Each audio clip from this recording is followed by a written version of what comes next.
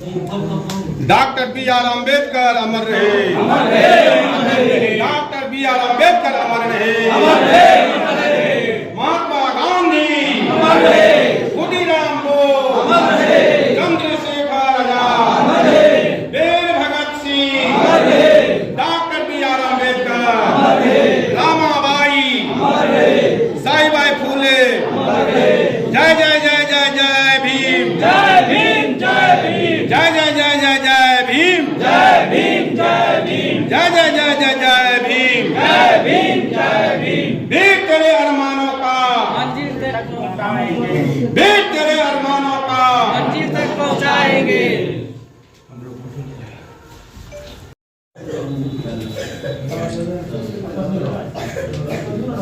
प्रमोद जी से आग्रह करेंगे जो अपने आप की प्रधानाध्यापिका को लेकर के यहाँ आवे। कोई किसी के ऊपर में जुल्म नहीं करे, ऊंच नीच भेदभाव तमाम सामान्य हो, यही हम कल्पना के साथ अपनी वाणी को विराम देते हैं। तमाम लोगों को प्रणाम सलाम करते हुए जय हिंद, जय भारत।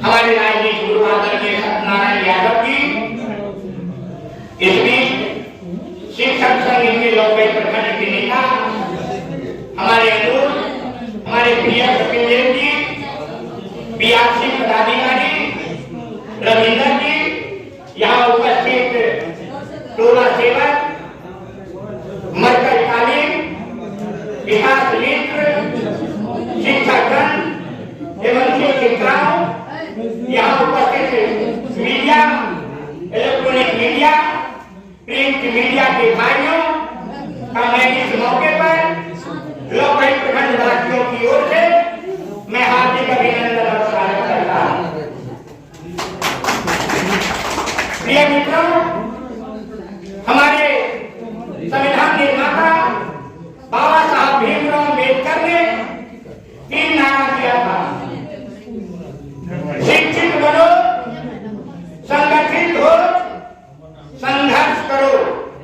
पहला नारा था बाबा साहब भीमराव अम्बेडकर जी का कि शिक्षित बनो। आज मुझे बहुत ही खुशी हो रही है कि आज जिस विद्या भवन में संविधान निर्माता आदरणीय भीमराव अम्बेडकर साहब का पुण्यतिथि मना रहे हैं, पहला स्लोगन उनका था शिक्षित बनो। और मुझे लग रहा है कि बाबा साहब भीमराव अम्बेडकर का दिया हुआ अधूरा सपना को पूरा करने के लिए यहाँ तमाम राजनीतिक दल के लोगों ने, शिक्षा प्रेमियों ने, शिक्षा से वास्ता रखने वालों ने, यहाँ हम लोग एक मंच पर उपस्थित हैं। संगठित हो। जब हमारी लड़ाई, बाबा साहब ने कहा था कि जब हमारी लड़ाई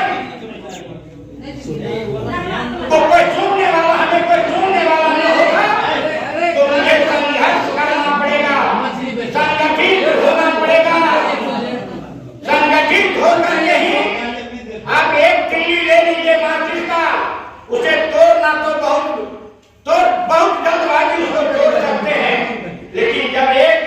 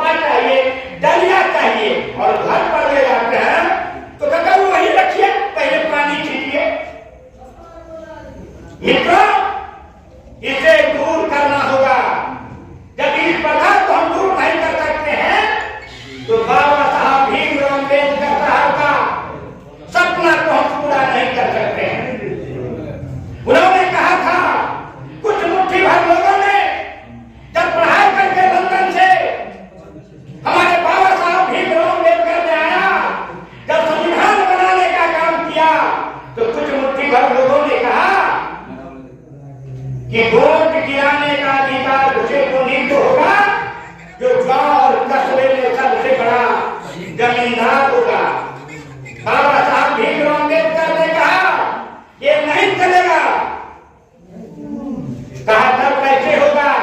उन्होंने कहा जो बहुत बड़ा जमींदार होगा, पढ़ा लिखा व्यक्ति होगा, उसी को वोट डालने का अधिकार होगा। हमारे संविधान निर्माता बाबा साहब भीमराव अम्बेडकर ने कहा, उसे भी नकार दिया, कहा ऐसा नहीं होगा। संविधान निर्माता बाबा साहब भीमराव अम्बेडकर जो नल्ले कुत्ते गले नदियों को साफ करने वाले का अधिकार दिया एक वोट का, तो एक वोट का अधिकार इस देश के राष्ट्रपति को भी एक ही वोट का अधिकार दिया। उन्हीं का नाम है बाबा साहब भीमराव अम्बेडकर। आज बाबा साहब भीमराव अम्बेडकर ने के सब अधूरा सपना को पूरा करने के लिए हम लोगों ने ढोल रखते हैं। हमने पहले गाना के माध्यम से आपको बताया कि हम तो डलिया पुड़िया लेके सूप लेके जाते हैं, बताया पानी की छिड़काव करिए। जब कोई मलिक का बात जो हमारा छोटा भाई रास्ते से गुजर रहा है, पैदल चलता रहता है, उसको हम मोटरसाइकिल पर नहीं बैठाते हैं, 4 चक्के की वाहन पर नहीं बैठाते हैं। क्यों? कहते हैं ये तो मलिक है। सबसे पहले हमें सुधारना होगा। हम उस प्रिय मित्र मलिक के भाइयों के, उनके माताओं को, उन बहनों को सम्मान देना पड़ेगा। तब बाबा साहब भीमराव अम्बेडकर का सपना को पूरा करने में हम कामयाब होंगे। जब बाबा साहब भीमराव अम्बेडकर का कहना है कि हम लोग एकत्रित होकर के आज बाबा साहब भीमराव अम्बेडकर का जो संविधान निर्माण किया है, मैं राजनीतिक मंच के तरफ नहीं ले जाना चाहता, ये राजनीतिक मंच भी नहीं है, लेकिन ये कुछ लोगों को इनके द्वारा बनाया गया संविधान नहीं पच रहा है। इन्होंने तो संविधान बनाया, देश और दुनिया को मानना पड़ रहा है, लेकिन कुछ मुट्ठी भर लोगों को ये संविधान नहीं पच रहा है कि एक अदना सा व्यक्ति, एक जात सबसे नीचे तबके के जात में पैदा होने वाले बाबा साहब भीमराव अम्बेडकर ने जो संविधान बनाया वह देश और दुनिया मानता है, लेकिन कुछ मुट्ठी भर लोगों को नहीं पच रहा है। मैं आह्वान करना चाहता हूँ, क्या बाबा साहब भीमराव अम्बेडकर के द्वारा बनाया गया संविधान खतरे में है? हम और आप सब लोगों को एकजुट रहने की आवश्यकता है और बाबा साहब भीमराव अम्बेडकर के द्वारा बनाया गया संविधान की रक्षा करना हम और आप सब लोगों का दायित्व बनता है। इसलिए हम लोगों को एक साथ कंधे में कंधे मिला करके चलना होगा और तब बाबा साहब भीमराव अम्बेडकर के द्वारा बनाया गया संविधान को हम सुरक्षित रख सकते हैं। हमारे पूर्ववक्ताओं ने, हमारे आदरणीय सत्यनारायण यादव ने कहा था कि जब हम जमाने में किसी मोहम्मदियों के दरवाजे पर जाते थे, धनी बनी व्यक्ति के दरवाजे पर जाते थे और कुछ नीचे तबके के लोग मेरे साथ जाता था, जब कुर्सी पर बैठ जाता था तो हिम्मत तो नहीं करता था, लेकिन बाद में कहता था उनको भी ला करके आप समानतापूर्वक कुर्सी पर बैठा दिए। मित्रों, जब बाबा साहब भीमराव अम्बेडकर ने वोट डालने से उस व्यक्ति को वंचित नहीं कर सका, उन व्यक्तियों को वोट डालने का अधिकार दिया, राष्ट्रपति के समानता के रूप में वोट का अधिकार उन्हें भी दिया, तो कुर्सी पर बैठने का अधिकार भी उनका है। आज मुझे बहुत गौरव के साथ मैं कह रहा हूँ, बहुत खुशी की बात है कि हम देख रहे हैं कहीं मलिक का बेटा भी टीचर है, तो कहीं सदर वर्ग के लोगों का भी बेटा पढ़ने करके टीचर है। यह क्या हुआ देश बाबा साहब भीमराव अम्बेडकर का है। इसीलिए मैं तमाम यहाँ आए हुए बुद्धिजीवियों से